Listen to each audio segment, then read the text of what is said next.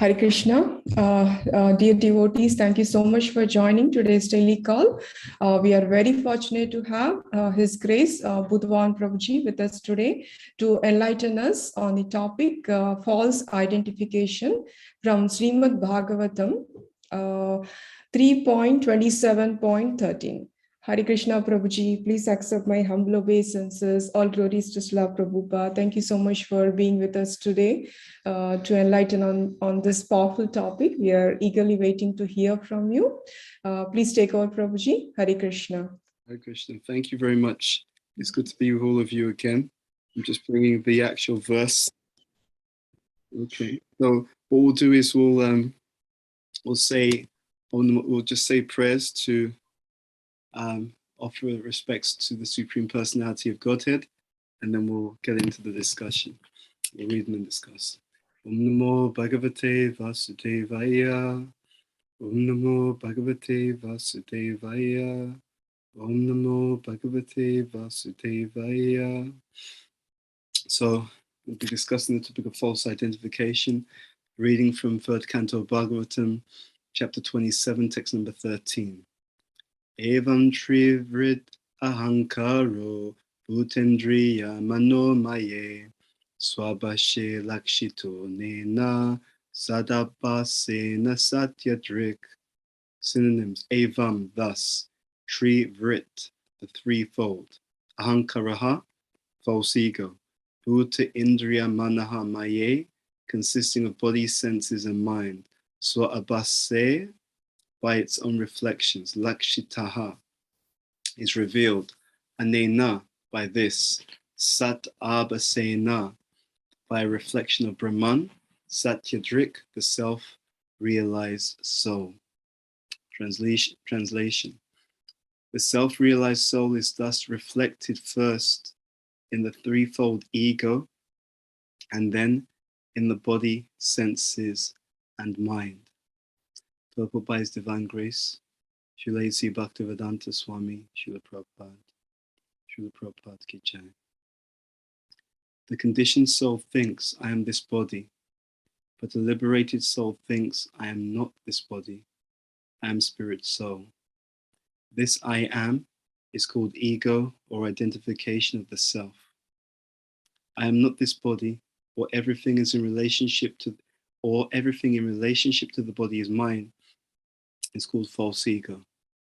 But when one is self-realized and thinks that he is an eternal servitor of the Supreme Lord, that identification is real ego. One conception is in the darkness of the threefold qualities of material nature, goodness, passion, and ignorance. And the other is in the pure state of goodness, called Shuddha Sattva, or Vasudeva. When we say that we give up our ego, this means that we give up our false ego, but real ego is always present. But one is reflected through the material contamination of the body and mind in false identification. He is in the conditional state.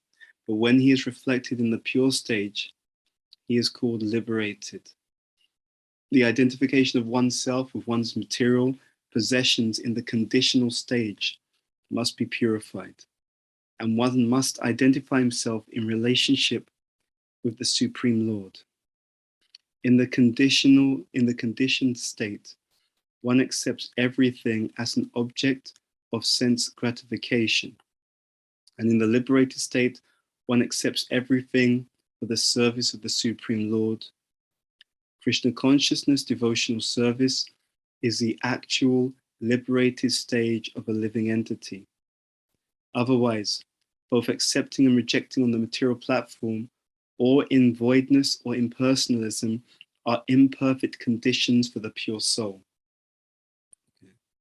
By understanding of the pure soul, called Satyadrik, one can see everything as a reflection of the Supreme Personality of Godhead. A concrete example can be given in this connection. A conditioned soul sees a very beautiful rose, and he thinks that the nice aromatic flower should be used for his own sense gratification. This is one kind of vision. A liberated soul, however, sees the same flower as a reflection of the Supreme Lord. He thinks, This beautiful flower is made possible by the superior energy of the Supreme Lord. Therefore, it belongs to the Supreme Lord and should be utilized in his service. These are two kinds of vision.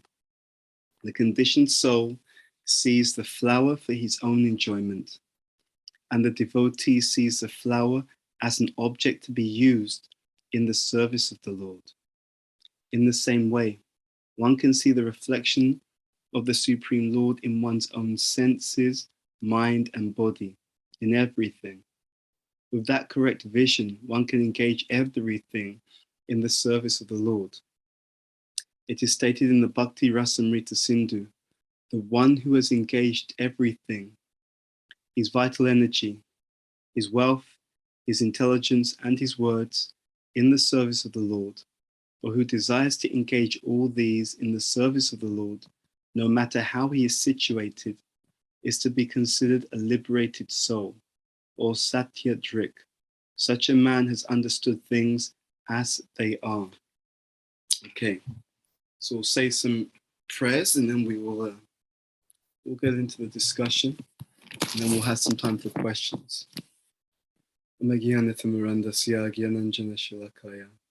Chakshu Ummilitam Yena, Tasmai Shri Gurave Namaha, Shri Chaitanya Manobishtam Stapitam Yena Bhutale, Swamrupakadamayam Dadati Swapadantikam, Vandeham Shri Guru Shri Uttapadakamalam Shri Gurun Vaishnavamscha, Shri Rupam Sagrajatam, Sahagana Raganatam Vitam Tvam Sajivam, Sadvaitam Savadutam Virgina, Saitam Krishna Chaitanya Devam, Shri Radha Krishna Padan, Sahagana Lalita, Shri Vishikambhatamscha. Hey Krishna Karuna Sindhu, Dinabandhu Jagatpate Gopisha, Gopika Kanta Radha Kanta Namostate, Tapta Kanchana Gaurangi, Radhe Vrindavaneshwari, Rishabhanu Sutadevi Pranamami Hari Priye, Panchagapataraviyascha Kripa Sindhu Vyevacha, Ditnam Bhavanebhyo, Vaishnavebhyo Namo Namaha. Shri Krishna Chaitanya Prabhu Nityananda, Shri Advaita Gadadhara, Shri Vasadi Gaura Bhaktivinoda, Hare Krishna, Krishna Krishna, Hare Hare, Hare Rama, Rama Rama, Hare Hare. The self-realized soul is thus reflected first in the threefold ego and in the body, senses, and mind. So, this is a very, very powerful point about identification. Everything that we do is based upon how we identify. And that is why the Bhagavad Gita begins, or Krishna consciousness, we can say, begins with this first understanding that Prabhupada is making here. Dehino sminyata dehi komarnyovanam jara. Tata dehantara praptir dira tatra namuyate. So, Krishna tells Arjuna, you're not this body. And in this point, it is talking, the verse is talking about a self-realized soul. The self-realized soul. See, someone who is self-realized is like an individual who is able, because of his or her sanity, they're able to tell the difference between the vehicle and the passenger. See, this material body is a vehicle. If you went up to someone and you were speaking to them and they were in a nice car and you praised the car, you said, this nice car that you have, and they started telling you that they are the car. They started telling you, actually, I am the Rolls Royce, I am the Porsche, I am the the Jeep. You would think that there's something wrong with this person. If you then saw that that person, when someone throws a bit of dirt, a bit of dust on their car, that person becomes really disturbed. You think there's something wrong with this person. You think this person is insane. This person does not understand that actually he's in the vehicle but he's not the vehicle. And this is exactly the first and most important point that we need to understand in order to move on our spiritual journey properly. You see, this is the cause of all of our suffering. The cause of our suffering is the ignorance that causes me to identify with the material body, which does what? Janma mrityu jara vyadi dukkha doshana darshanam. Material body has to go through birth, old age, disease, and death. But the soul doesn't have to experience these things. You see? But why are we disturbed? We're disturbed because we're the soul who identifies with the body. In the spiritual world, everyone there is a soul who does not identify with the material body. You see? So some souls are in the spiritual world have no material body. Pure devotees like Prabhupada, they come to the material world, but they are souls and they do not identify with their physical body. And then there's the conditioned living entities. We are also souls, but our suffering comes because we identify with Maya. What does Maya mean? Maya means that which is not. So we've all experienced this. We've watched a television program or watched a video or watched something in a cinema, and there's a character in that movie. And that character is someone that we identify with. Okay? We feel some sympathy, some empathy. We feel some connection with that character. And therefore, when the character goes through a particular experience in the movie, let's say his girlfriend leaves him, we feel, oh no, he's gonna be alone. Oh, poor character. You know? And then let's say that he loses his job in the film. Oh no. Oh, he's unemployed and life will be difficult. He doesn't have so much money. Let's say in the film, he gets captured by the bad guys. Oh no, he's captured. Oh no, they're gonna maybe torture him or they're gonna try and kill him. All of this is happening as long as we identify with the characters in the movie. The moment someone reminds us, you know what, actually, it's just a film, Prabhu. Or it's just a film, Mataji. It's like the character's not real. The situations that the character is in, they are not real. The trials and difficulties that the character is facing, they are not real.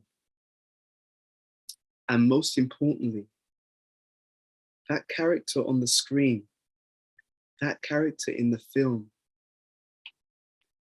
that character isn't really you. This is the very powerful and life-changing teachings of Krishna consciousness.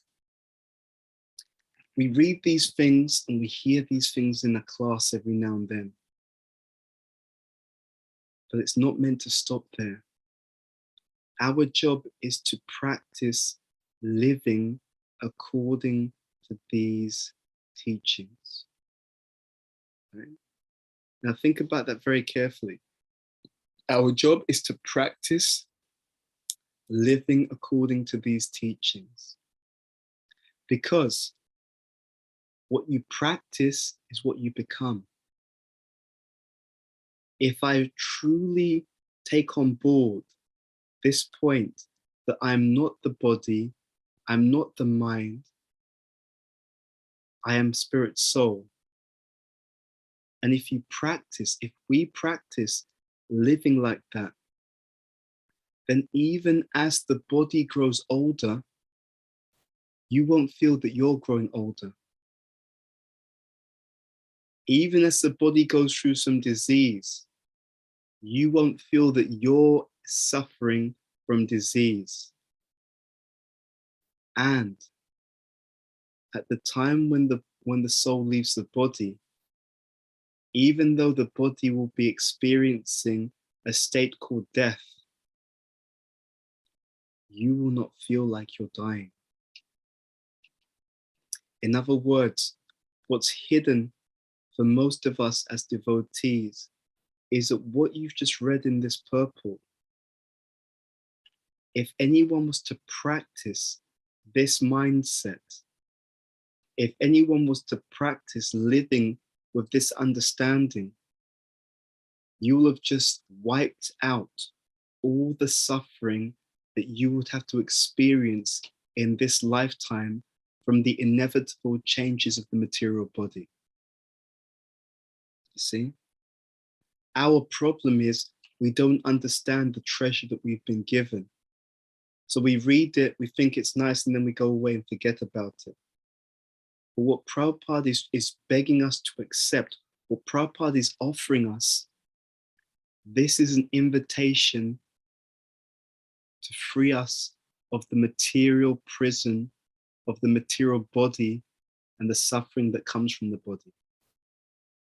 You see? That's what we don't understand. If we actually took this understanding seriously, we would never have to experience the physical suffering of the body. The less we are identifying with the body, the less we identify with the suffering of the body. In this purport, Prabhupada, it begins in a very amazing way. He says, the conditioned soul thinks I am this body, but the liberated soul thinks I'm not this body. So if you think that you're not the body, if you think that you're a spirit soul, you're developing or practicing the mind of a liberated person. This I am is called ego, or identification of the self. I am this body, or everything in relationship to the body is mine, is called false ego. So why do we suffer? We suffer because we identify with the vehicle. The body is a vehicle. And the vehicle has to break down, isn't it? Right? You all have, you've all been in a car, you've been in a vehicle. You know that vehicle doesn't last forever. You know that after a certain amount of time, especially if you don't look after the vehicle starts to rust. It starts to grow old. The paint starts to come off. The tires, they start to lose their tread, right? Even that vehicle, it starts to look old. You can see it's an old vehicle because it doesn't look like the new cars which are on the street. Yeah. So we suffer because we identify with something that breaks down. The body is the vehicle that breaks down. And Prabhupada is trying to say, please don't confuse your identity with the vehicle that you're driving in. That's what he's actually saying. The second point, everything in relationship to the body is mine. Okay? So if I identify with my body, I will also identify with everything that relates to my body. So everything that happens to everything related to my body will actually cause me suffering. My house is related to my body. Therefore, if the house starts to fall apart, I suffer. Okay? My job is related to my body. Therefore, if I lose my job, I suffer. Whatever situation. I was thinking about this the other day. Parents who overly identify with their children. They try to control their children too much. They try to make their child into what they want their child to be, which is really what they want for themselves. See, if I see that the child is a gift from Krishna, if I see that everything belongs to Krishna, your experience in life becomes greater. Think about that.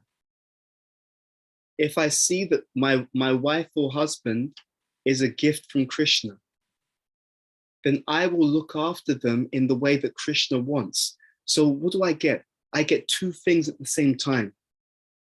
I get the best type of relationship with them because I'm dealing with them properly, because I'm dealing with them in the way that Krishna wants.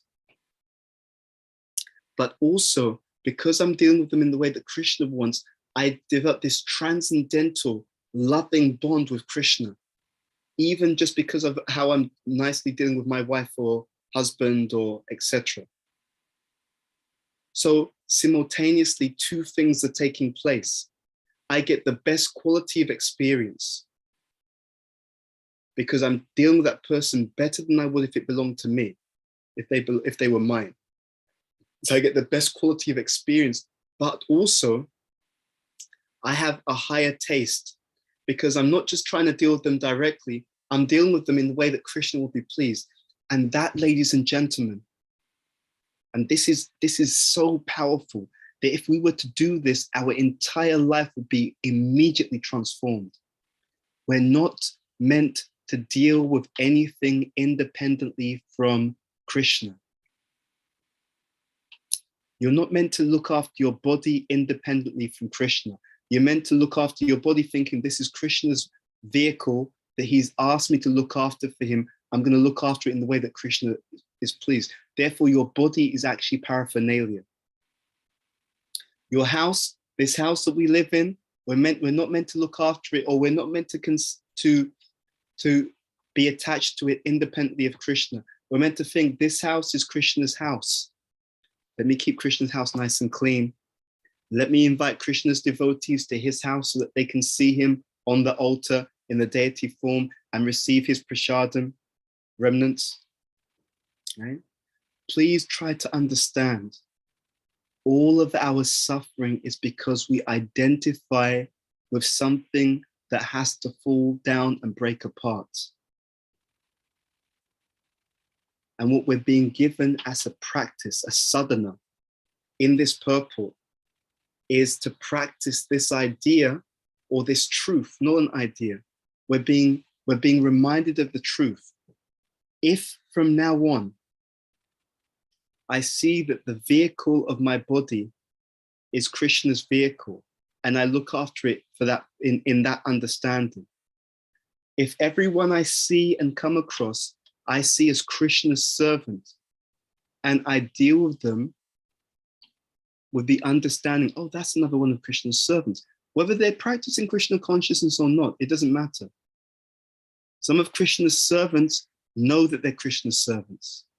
Some of Krishna's servants don't know or have forgotten that they're Krishna's servants. But whether they remember or forget, they're still Krishna's servants. You are, you can, you will, in this lifetime, develop literally billions of spiritual credits, billions of spiritual mercy, just by practicing from now on this very, very simple understanding that Prabhupada is giving here. Right? And that is the understanding that everything belongs to Krishna, including me. I want you to close your eyes for a moment. Close your eyes for a moment. And just imagine your day. Imagine going through your day. Imagine the people that you normally see. Maybe other people who live in your house, people at work. And as you see them, just imagine thinking, you know what, this person, they belong to Krishna. Right? When you go into your room, when you go into the rooms of your house, look at the furniture, look at the books on the shelf, look at the things in the kitchen, imagine and just remind yourself, these all belong to Krishna. These are Krishna's books. These are Krishna's chairs. This is Krishna's room, or these are Krishna's rooms. This is Krishna's carpet. And how do we bring that understanding deep into our hearts? One way, one way. The way that I bring that understanding deep into my heart is to use those things in the service of Krishna. That is how that I really deeply realize that everything belongs to Krishna. I'm able to realize that everything belongs to Krishna by using everything that's around me to serve Krishna. This is a very simple but a life-changing practice. I really want to emphasize this because the trouble is that we read and hear so many different aspects of our teachings, but now we have to go a step on. We have to take it and practice it.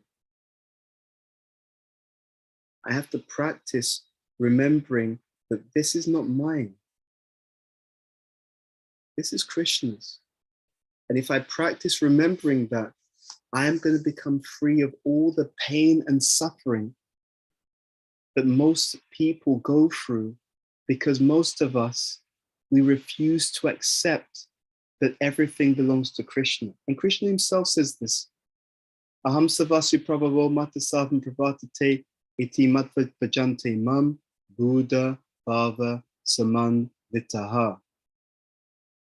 He says, I'm the source of all spiritual and all material worlds. Everything emanates from me, Krishna says. Isn't that amazing? What do we call someone?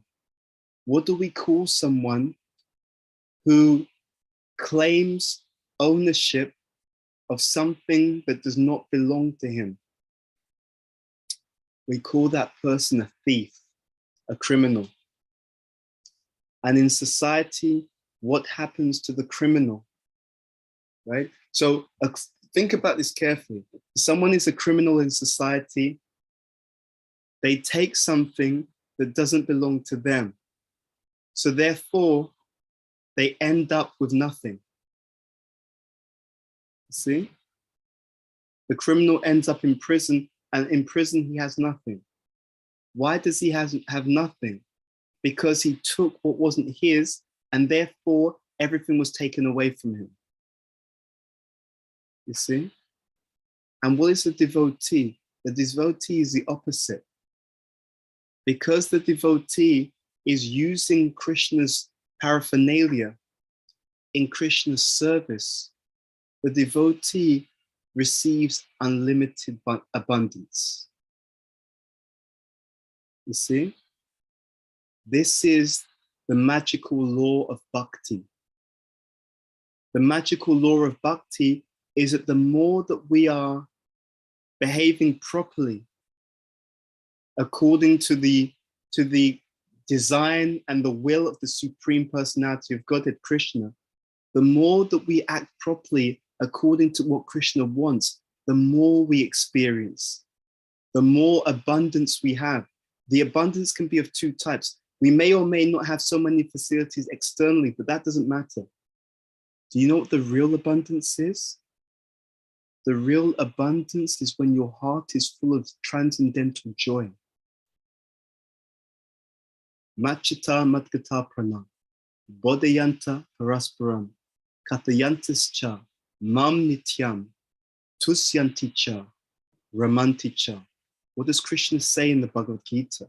He says, my devotees are experiencing great bliss and satisfaction from doing what? From always enlivening each other about me. There are so many people in this world. There are many people in this world who are so poor. I repeat, there are many people in this world who are so poor, that all they have is money.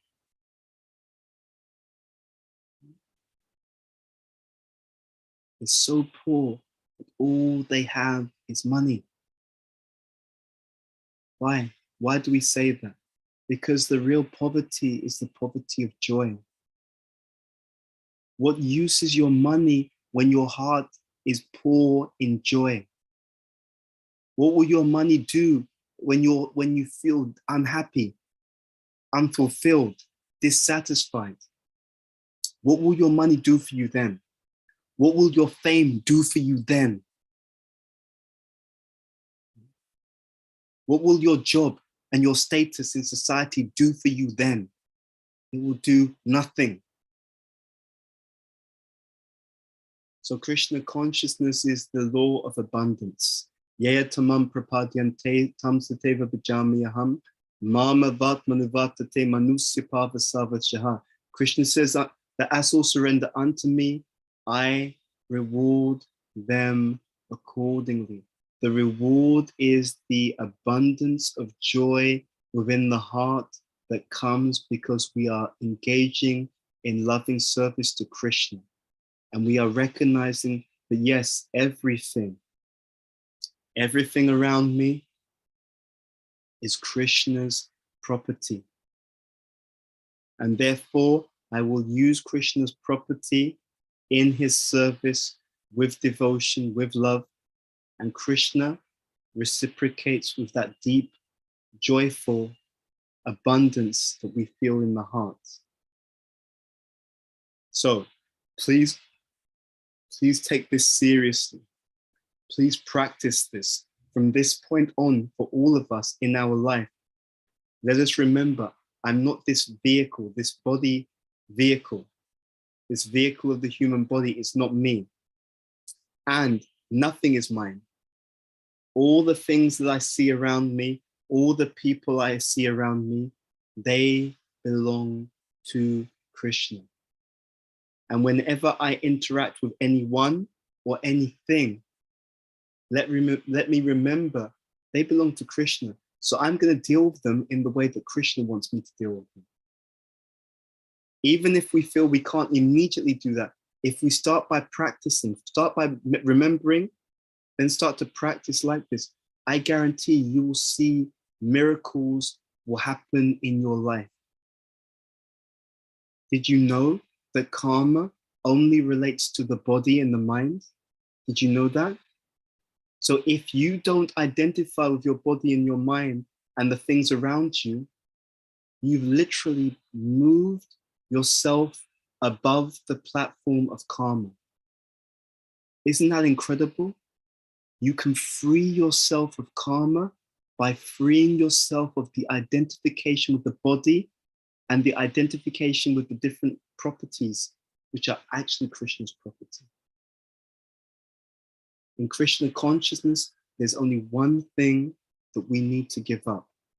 I repeat, in this Krishna consciousness, ladies and gentlemen, and I mean this very sincerely, there is only one thing that we need to give up. The one thing that we need to give up is suffering. Okay, so we'll stop there and we'll open up for any comments or questions.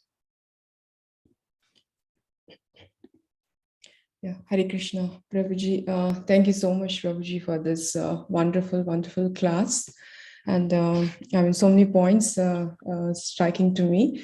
Thank you for explaining us, like, we have to understand that we are not this body, we are soul, and we have to act accordingly so we can be relieved from this karma. And the main cause of suffering, as you said, it's because our identification with the body. And thank you for giving that beautiful examples that, we always think like we are the vehicle example, but we are not this vehicle, we are in the vehicle. That's a nice thing. It personally resonated me. And also I like that life-changing thing, practice you said, like, by practicing, like, that with simple understanding is like everything belongs to Krishna, nothing belongs to us. And when we start, practicing that, our life will start changing and we can really enjoy that Krishna's transcendental love and bliss. Yeah, Hare Krishna. Thank you for this I'll just add one thing on that. See, the thing is, when we think that everything belongs to us, it becomes a burden. You see, because we're not God, because we're not Krishna, when we take ownership of everything and think it belongs to me, we can't handle it. It becomes a headache, a burden. I've got to maintain everything. I've got to look after everything. I've got to keep everything working properly. But if you understand it belongs to Krishna, then it gives you a detachment, which makes it easier to look after these things on his behalf, though, because you're doing it on his behalf. He's involved. See, the reason why many people are stressed in life is because they're trying to maintain things, thinking that it belongs to them, when actually, if they relaxed and consider it belongs to my Supreme Father, Krishna, the Supreme Personality of Godhead, Krishna, and I just have to offer it to him with love, immediately our stress would go away. Our stress would run away from us. Our life would be much more blissful. But it's only going to happen if we're prepared to give up this idea that everything, including my body, including my husband, my wife, my children, my house, if we want to give up suffering, we have to give up this idea that everything belongs to me. Yeah? We can still engage those things. We can still use those things because Krishna is kind. He doesn't mind providing facility for his devotees, but the stress, our stress is because we have claimed ownership of things which belong to Krishna. And because we've claimed ownership, we're now attached to those. I gave the analogy. You watch a movie, you identify the character. So when the character has a car crash, you think, oh my God, is everything okay? You're stressed. Why are you stressed? Because you identify with this character who doesn't even exist. So the suffering that we experience is of our own causing, and we can give it up like that if we accept Krishna's words. Yes, Prabhuji, very practical class. Thank you for explaining us. And, it's also, we're going to apply this. And I like the last point, Prabhuji, is very powerful. Karma is like body and mind. So when we start not identifying with the body, then we can be freed from this, and we can identify ourselves as a liberated soul. Yeah, Hare Krishna. I'll open up for the questions. Hare Krishna, dear devotees, I'm sure you'll have a lot of realizations, questions on this topic. Please unmute, or you can raise your hand, or you can just, you're welcome to also talk, unmute and talk. Yes, Raj Prabhu, I see your hand raised. Please go ahead. Thank you, Masterji. Hare Krishna, Prabhu, please accept my humble obeisances. All glories to Srila Prabhupada. All glories to Guru Maharaj. All glories to herself. We've all heard these messages or read about these similar kind of messages time and time again, but feel compelled to think and act on the bodily platform. And I was thinking about your little meditation practice, and I thought, yes, I can do that for a few moments. If I force myself, I can do that, practice like that for a moment or a few moments or a minute maybe. But how do I really practice that for longer than a minute? And when things are happening all around, how do I respond in that right frame of mind? Good question. Give me one moment.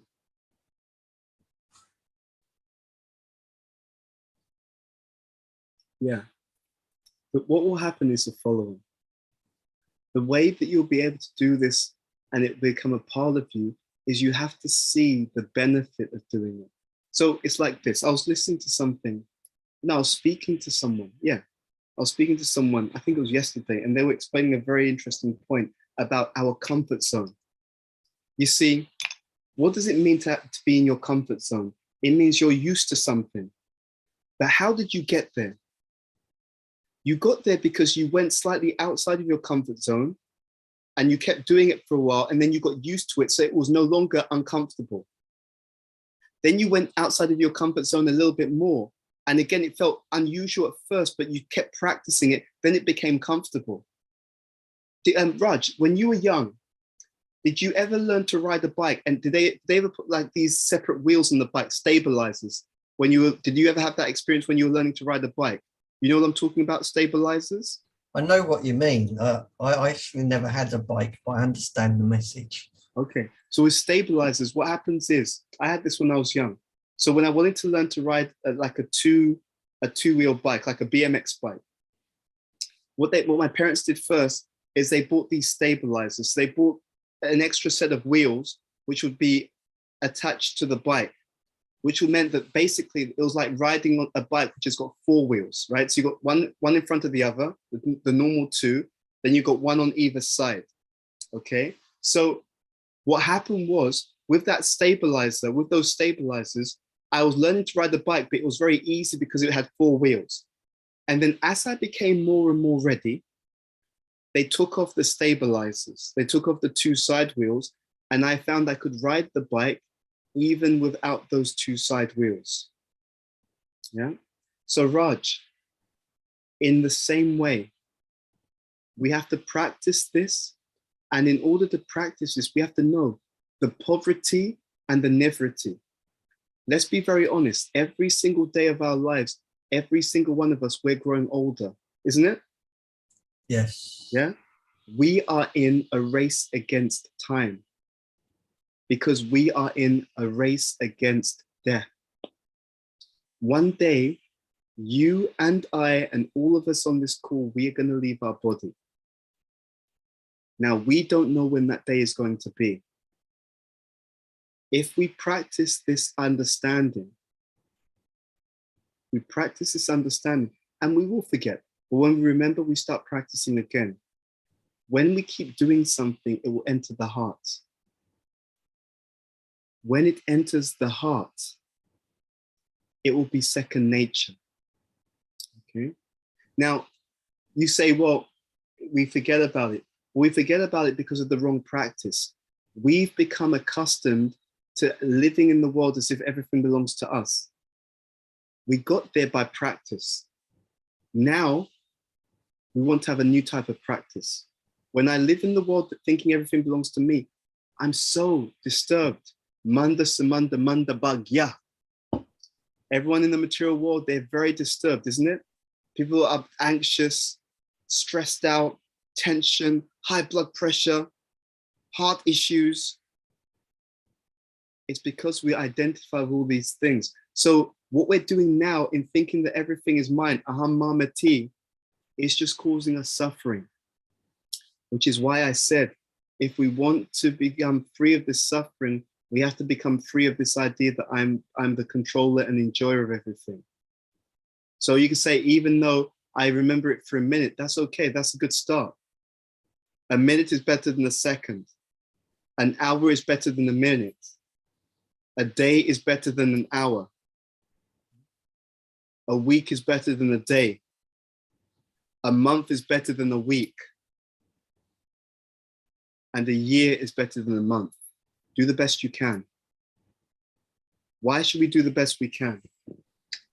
One of the purports of the Bhagavad Gita, in one purport, Prabhupada tells a story of the bird who loses her eggs in the ocean. And she asked the ocean, I've lost my eggs in the ocean. Please help me. Please give me my eggs back. The ocean says to her, get lost. I'm not going to help you at all. So this bird is very determined. So she considers, okay, you're not going to help me. All right. I am so determined to get my eggs back that I am going to empty the ocean one beak full at a time. And she starts. One beakful, then another beakful, then another beakful. So she's trying to empty the ocean. Now the thing is, let's be honest, the likelihood is she's going to die before she manages to empty that ocean. But she's so determined. And what does that determined effort attract? Because she's so determined, eventually Garuda's attention comes to her and he says to her, what's happened? She tells him, this ocean has stolen my eggs. He won't give it back. So I'm trying to empty the ocean one beakful at a time. Now, Garuda is a very powerful bird. So Garuda, seeing her sincerity and her determined effort, Garuda tells the ocean, you will give her eggs back. Because if you do not give her eggs back, I will empty you. You see? So Prabhupada in one purport in the Bhagavad Gita, he says, God helps those who help themselves. Whether we remember or don't remember, everything does belong to Krishna. Whether we remember or don't remember, everything causes us stress if we take ownership of it. Whether we remember or don't remember, this is true. So now, if we actually remember, and remembrance comes by service. You don't have to remember every single moment. Oh, I have to remember exactly. But if you just use the things that are around you in service, you'll remember. You see? And therefore, we will become free of all the suffering and all the stress and all the tension and all the anxiety that comes by trying to control everything, even though it doesn't belong to us. Does that answer your question, Raj? I think so, yes. I'm just trying to connect it to something Guru Maharaj said that I've been trying to practice. And he was always saying, you should try and chant 24 hours a day, or obviously I can't chant 24 hours, so I try as much as possible and try and remember that. But if I remember that in the context that you've just explained, that I don't own this body, I don't own any of these things, but I'm engaging my tongue to try and to please Krishna because he owns my body, then that will try and also I'm serving the living entities around me if I'm chanting loud enough for them to hear. So that means that I can try and connect the two together and practice both at the same time as much as possible during the day. Yeah, the chanting will do the same thing, because what the chanting will do is it will spiritualize your identity. It will help. It's the same thing that the verse in purple is speaking about. By the chanting, it will clean away this idea that I'm the body, which is not true. It will clean away the idea that everything related to this body is me, is mine. It will clean that away. And when it's cleaned away, the real you will act normally. What is normal? Normal means to love Krishna. That's the normal thing for the soul. And everything material is abnormal. Thank you for your comment, Raj. I'm going to go to Anuradha. Anuradha, you had your hand up patiently. So just wanted to know, do you have a particular question? Hare Krishna. Hare Krishna. Please, my humble obeisances, so glories to Srila Prabhupada, glories to Guru Maharaj, and glories to you. I was thinking about when you say how we need to see everything around us, and children, parents, husband, wife, like furniture and everything. So I was also thinking how in my life, like and also generally, we take things for granted and we are not grateful. That's for what we get from Krishna to serve him, and this is very nice meditation to practice, because we are so many birds we are here, and it's so strong rooted in us that we everything belongs to us, and that we are that it's ours. So my question is like how to say how this practice should begin, actually, because like, I mean, kind of, what kind of techniques?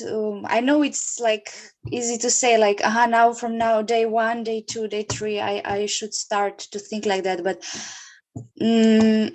what we should change, I will say, like you say, change in our lives. How we should begin this? What you can suggest to me, like for everyone, like about that? So, great question. So one way you can begin is just start with one thing that you have a strong attachment to. Mhm. So you can start with one thing that you're strongly attached to. And you can just look, so it's very, you can understand this even if you just think about it. Like, for example, let's say that you have a house, right? So you live in the house. You look around, the materials that make up that house, none of them were created by us. It's just a fact. Okay, so you look at you have a window. The window is made of glass. Who created glass? Where did glass, you say, okay, I bought the glass. Okay, but where did they get it from to sell? That glass, that material is created by the Supreme Personality of Godhead. But if you just even notice anything in your house, anyone, none of the things were made by us. None of them, It's not even a question of remembering. As you go around, you can just think, okay, did I create it? Did I create any of this? No. There's nothing that we've created. Nothing here. Even our own bodies we haven't created. So it's a reality that stares us in the face 24 hours a day, 7 days a week, but we don't pay attention to it. There's nothing that we've created. All the things which are there. So therefore we have to think, okay, and I love the point you made, Anuradha, because we should be grateful. This is a secret. When you're grateful for what Krishna gives you, you find you always have more. Yeah. But people who are not grateful, there's most of us. I find myself also in this place. We get so much, and we don't realize. As you said, we take it for granted, and we think, oh, but I want this as well, and I want this as well. But hold on, you've already been given so much. I remember my spiritual master said, also, if we don't utilize what we've been given in Krishna's service, why should he give us more? If he sees whatever I've given you, you don't even use that in my service, why should he give us more? These are all, it's all a lack of gratitude. But anyway, we can start with one thing. I suggest you start with something that you already have a strong attachment to, something that you're very aware of. And then start by thinking, okay, I'm attached to, I don't know, my car. How do I make sure I use that in Krishna? So, okay, so I drive to the temple, make sure I go to program, drive the car. When my spiritual master comes, I may pick him up from the airport, use my car to pick him up from the airport, whatever it is, start with one thing. And then slowly, through the chanting, it happens automatically, but we can also practice this. And you can ask yourself a question. If I accepted that this belonged to Krishna, how would I use it in his service? Very simple. Right? If I accept that this belongs to Krishna, how would I use it in his service? And it may be that you don't use it every moment, but like you're not going to drive around, 24 hours a day. But when the opportunity comes, okay, this is Krishna's car. Krishna wants some devotee to be transported from one location to the other. Let me use Krishna's car to do Krishna's desire, fulfill Krishna's desire. Start with one thing, and see how you go from there. Thank you so much for that nice points, and thank you. Thank you very much. Thank you, Mataji, for the nice question. Devotees, any questions, clarifications? Prabhuji, I have one question. It's a very important class. Personally, I feel I need to apply so much. It's so natural, right? We have the tendency for the attachment to the body, as Mataji's question, even though we try to practice, again, it's a constant practice, as dovetailing all our activities, but still I find it very hard, like, even though theoretically we are hearing, like, we are not this body, we are like, this soul, but it's a natural thing. It goes to the body, like, yeah, we have some realizations. Okay, we are trying to engage in devotional activities, but not every activity we are able to do that. Naturally, the tendency goes back to the body. So how to, like, completely, is it possible, like, being in the material body to completely, like, have that, detachment from the material things? Yes, but it comes with practice and purification. So one of the points which are made in the Nectar of Instructions that we're also meant to be patient because it takes time. So don't worry that it's not happening overnight, but chant sincerely, because that will help us to come to that stage. Follow the orders of the spiritual master, because that blessing will help us to come to that stage. You see? Mm-hmm. And don't worry that it's not coming overnight, but just do your best. Do your best in a devotional and balanced way, and you will come to that understanding. Okay. Yeah. Yes, thank you, Prabhuji. Your class is so practical today. Yeah, it's definitely, it will help us if we start applying, as you said, identifying everything, like, it's Krishna's property. Yeah. Devotees, any last minute questions for Prabhuji before we end the class?